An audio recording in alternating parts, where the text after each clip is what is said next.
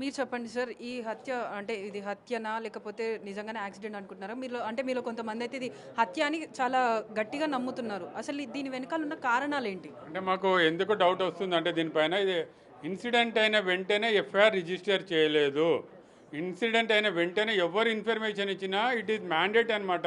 FIR register చేయాల్సింది. FIR registration అయిన తర్వాత ప్రాపర్ ఇన్వెస్టిగేషన్ జరగాలి. చాలా డిలే ఉంది ఎఫ్ఐఆర్లు రిజిస్టర్ చేయడానికి. కాబట్టి ఎవిడెన్సెస్ ట్యాంపర్ అయ్యే అవకాశాలు ఉంది. ఎందుకంటే చనిపోయిన చాలా టైం తర్వాత ఇది పోస్ట్ మార్టంకి వెళ్తున్నారు.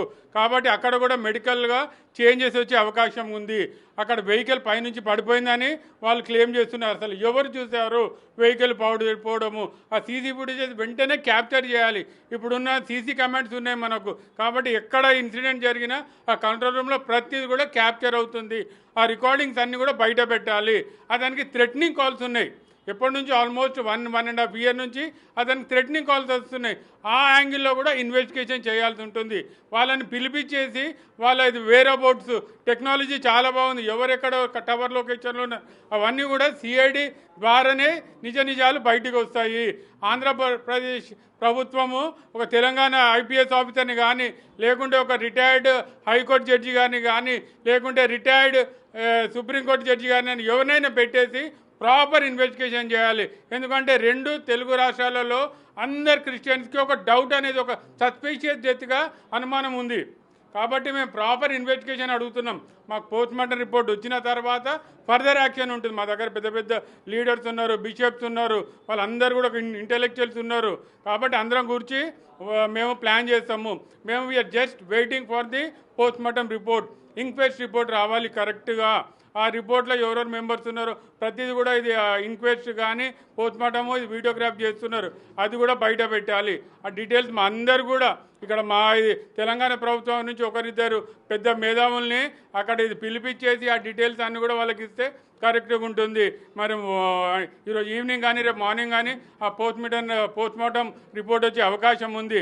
అది వచ్చిన తర్వాత నెక్స్ట్ ప్లాన్ ఆఫ్ యాక్షన్ వీలుంటే మేము Amit Shah central home minister దగ్గర కూడా వెళ్ళేసి కంప్లైంట్ ఇస్తాము. ఎందుకంటే ఇది 2 స్టేట్స్కి సంబంధించిన డెలికేట్ అండ్ సెన్సిటివ్ ఇష్యూ. కాబట్టి మాకు ఫెయిర్ రిజల్ట్ కావాలి. కాబట్టి we are just waiting for the post mortem and inquest report. అవి వచ్చిన తర్వాత మా తదుపరి యాక్షన్ ఉంటుంది. మాకు ఎందుకని అంటే డౌట్ ఉందంటే థ్రెట్స్ అనేది మాకు ఉన్నాయి. అంటే అతనికి ఎన్నో బెదిరింపులు వచ్చాయి. ఆ బెదిరింపుల గురించి వాళ్ళని బిల్ చేసి వాళ్ళని వీలుంటే అరెస్ట్ చేసి వాళ్ళని రిమాండ్కి పంపాలి. ఎవరైతే ఇతన్ని బెదిరించారో, ఇన్ని బెదిరింపులు ఉన్న తర్వాత అతను సైకలాజికల్ కూడా చాలా డిస్టర్బ్ అయిపోయాడు. కాబట్టి వాళ్ళకి పని చేయాలి. ఎవరెవరు అతన్ని ఇది యూట్యూబ్లో కానీ ఛానల్స్లో బెదిరించిన ప్రతి ఒక్క యూట్యూబర్ని, ఇతన్ని బెదిరించిన వాళ్ళని, ఛానల్ హెడ్స్ని, అదేవిధంగా చాలామంది మత ఛాందస్వ వాళ్ళు ఉన్నారు, వాళ్ళందరినీ పైన ఎఫ్ఐఆర్ రిజిస్టర్ చేసి వాళ్ళపైన నాన్ బెయిలబుల్ సెక్షన్స్ పెట్టేసి వాళ్ళని రిమాండ్కి పంపించేసి కేసు ట్రయల్ అయ్యే వరకు కూడా వాళ్ళకి బెయిల్ ఇవ్వకూడదు. వాళ్ళనేది పనిష్మెంట్ లా ప్రకారం పని చేసి వాళ్ళందరినీ కఠినంగా శిక్షించాలని మేము అందరం కూడా కలిసి క్రైస్తవ నాయకులము న్యాయవాదులం కలిసి డిమాండ్ చేస్తున్నాం.